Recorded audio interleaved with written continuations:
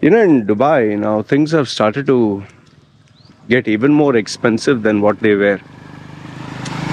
A few days ago, you must have seen that announcement that Dubai Mall is now going to have Salik, or that is the road toll, whereby if you want to enter Dubai Mall, you have to pay money.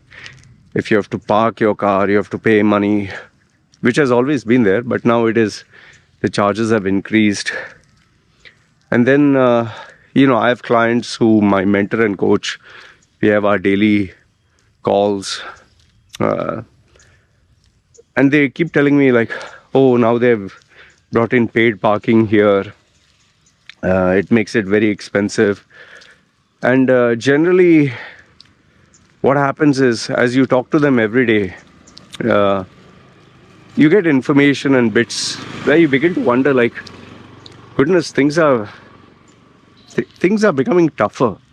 Like, for example, I was speaking to my friend who's a businessman. What he was saying is, see, before the golden visa, it was a matter of pride. It was like an honor. And when anyone would get a gold visa, they would show it on their social media and they would thank the UAE government, or they would stand next to a sheikh or big local guy. Before, you had Yusuf Ali and you had all the celebrities and big shots. He's saying today they're giving golden visas like they're giving, free packets of peanuts. He's saying the other day his colleagues, they got gold visas. They had applied for it. He's saying they didn't even bother to put it on social media. They say everyone has it, man. Who the hell cares? So that is one.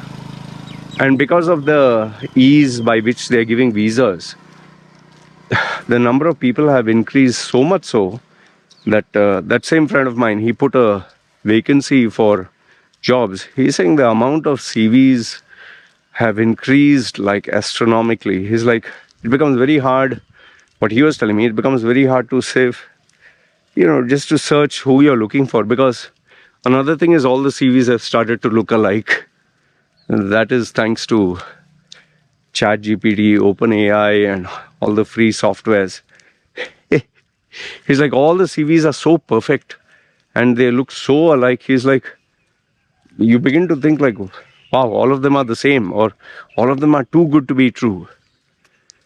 But obviously, you come to know the difference when you meet them face to face. And there also is like, the answers are so polished and so made up. It's like it's becoming a headache. It's becoming a nuisance. And given that there are so many people applying, there are so many people who look alike. Now they have started to only go through reference, back to the same old pasta. You know somebody? Yeah, can you recommend? Okay, who's this guy? What's his track record? So they don't even go with these CVs. There, you are abusing the system. Then obviously people will lose faith in the system, right? And then the number of people, it's not only for jobs. He was telling me, when driving, it's a nightmare. You have to wait for hours and hours to get from one place to another. He's saying, I literally dread going into traffic. He's saying, because then by default, on a given day, it seems for him, on a given day, if he steps into his car, 3 hours go into traffic. And it's like, in the traffic, you're doing nothing but listening to, either you listen to some podcast or you listen to, you'll talk to somebody. He's saying it's just a total waste of time. He's saying I just can't think of going. And then when you go into shopping malls or when you go anywhere, generally, not during office hours, he's saying it's so crowded. And one of them even tried going through metro and cabs. He's saying it's a utter nightmare. He's like, it's just people and people and people. Saying it's becoming like India, overly crowded. So, yeah, and the number of properties that are now being sold, down payment, they made it. Like even one of them told me $2,500. You just pay that and we'll give you a flat. I don't know how far that's true, but I was like, oh, okay.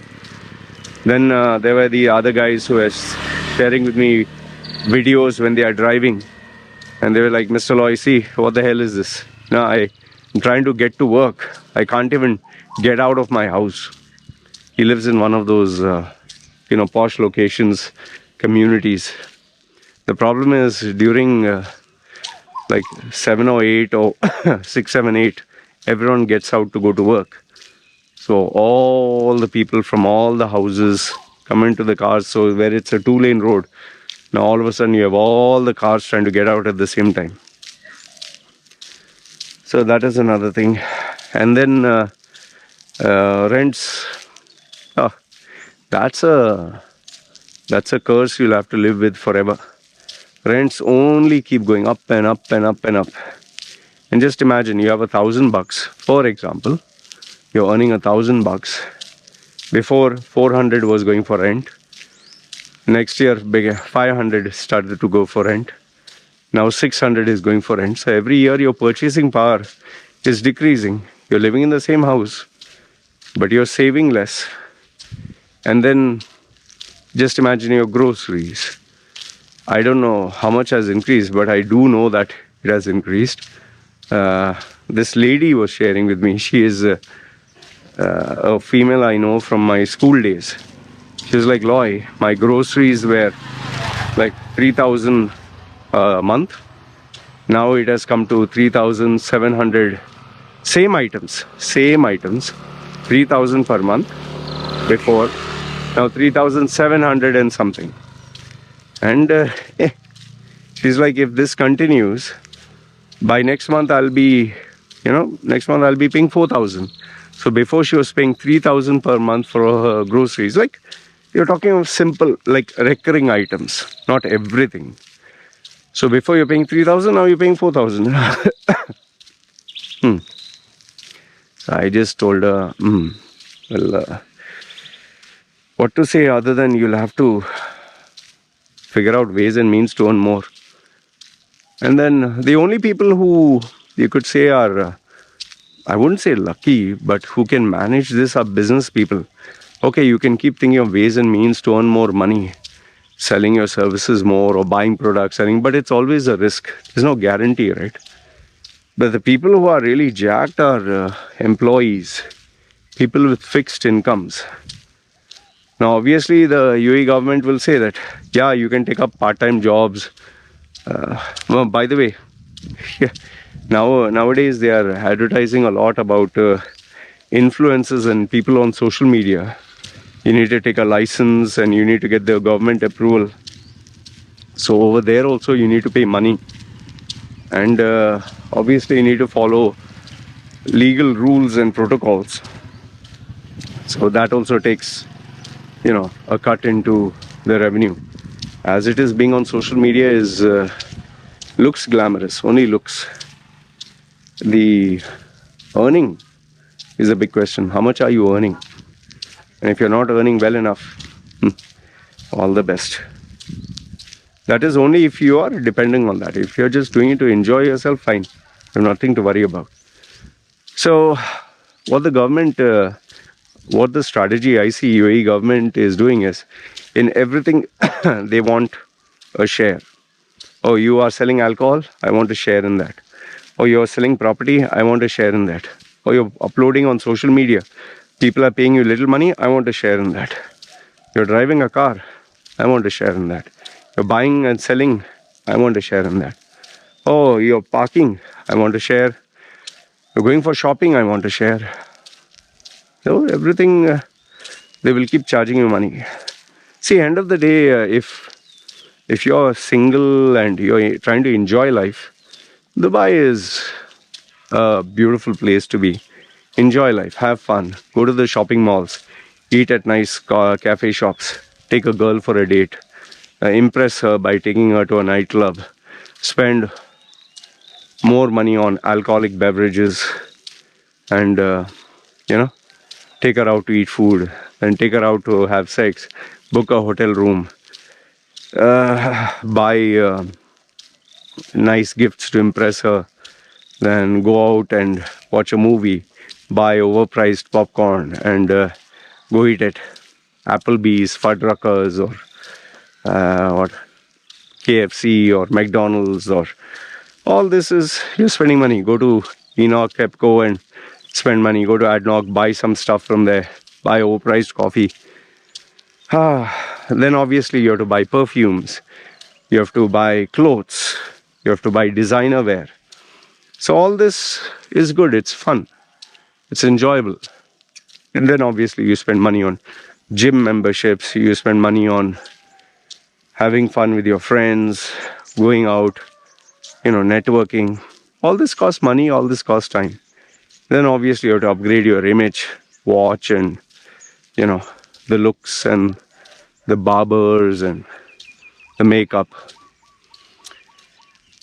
But then if you're talking of being a family person, that is not fun. The first thing you have to think about is rent. Obviously, you need to have a decent place.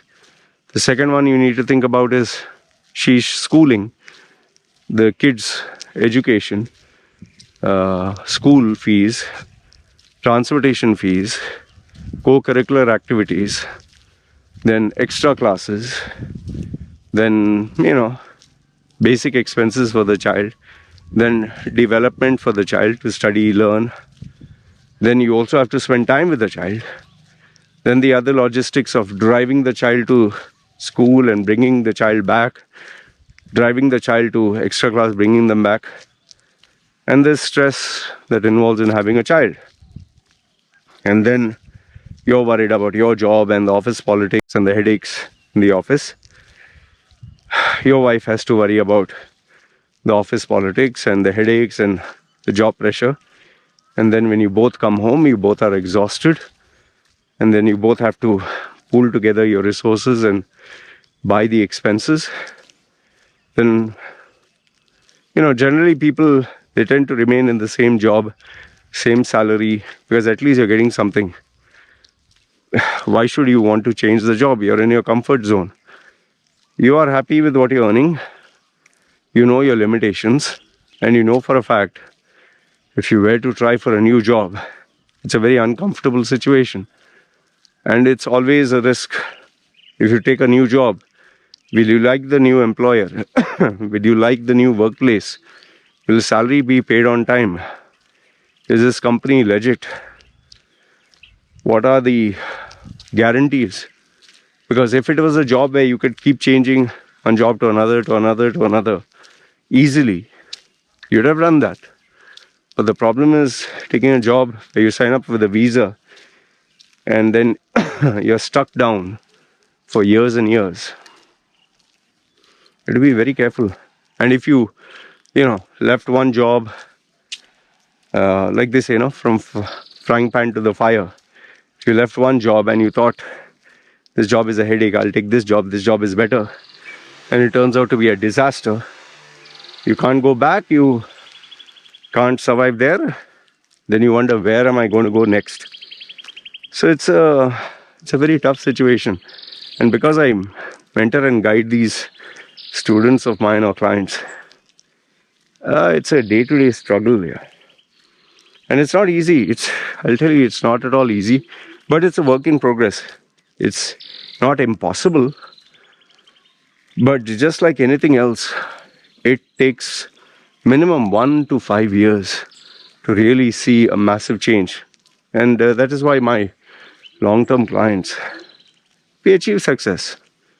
It takes time. Minimum is 1 year. Minimum 1 to 2 years is you can't if you don't dedicate 1 to 2 years. No way.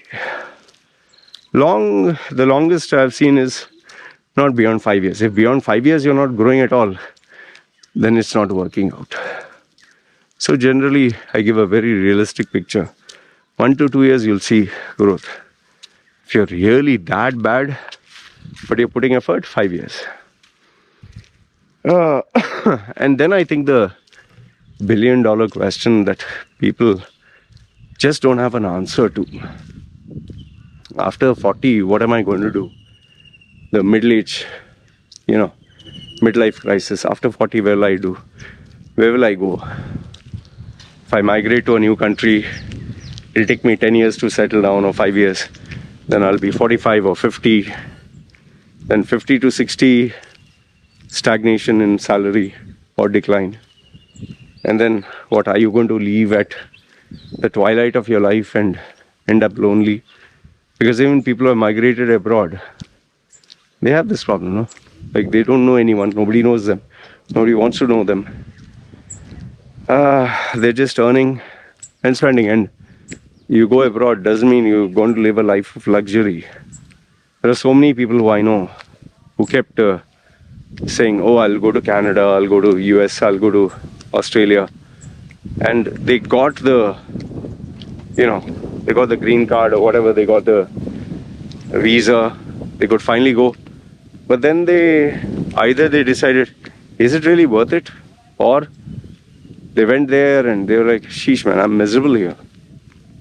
There are people who did stick around, got their white passport, and then came back to make money in other countries. That has also been a story. But at the end of the day, it's all about survival here. You want to survive. And not just survive, you want to thrive, you want to grow, you want to live a good life, And that is why people are looking for meaningful relationships, meaningful friendships, meaningful associations, meaningful activities. They're looking for something that, you get up in the morning and you feel like doing something worthwhile. There's only something you can do for so long. Get up in the morning and drink your coffee, sit at the balcony and read a book or reflect on life, or go for your exercise and whatever. Then finally, go shower and then go to your workplace. And then, the same fake pleasantries, and you just want to focus on getting work done and go back home. Once you go back home, either you go to the gym that time, or now you have another list of things you want to do, hobbies, interests, girls, entertainment, movies, fun, friendships, or hang out, watch football, smoke shisha, be with your friends, or take your girlfriend out, or just enjoy yourself. Do something. Or some other ambitious ones, like study and get their new certification, or if nothing else, spend time with your family, your wife, your kids, So, or if you're too tired, you just sit at home and you're like exhausted and you just want to kill time, maybe playing a video game or watching a movie. And lo and behold, another week has gone. And this is what people do 5 times a day. And then 2 days, which is a holiday, spend nothing but, cleaning the house, washing the clothes, keeping things ready for the coming week, buying the groceries, going out, having fun, maybe watch a movie, entertainment, girls, clubs, pubs, friends, relatives, take the family out, watch a movie, go to the theater, go to the shopping mall, spend the whole day there, try, okay, we'll go to ice cream stall, we'll go to shopping shoes, we'll go to shopping clothes, okay, discount store, okay, we went here, oh, there's a new outlet, oh, there's a new food, this thing, oh, this is a 1 dirham store or 2 dirham store or 5 dirham store. And by the time you know it, you come back home, then you have one more day, you prepare, get up, sort out everything, get ready to go back to work. Before you know it, week is over.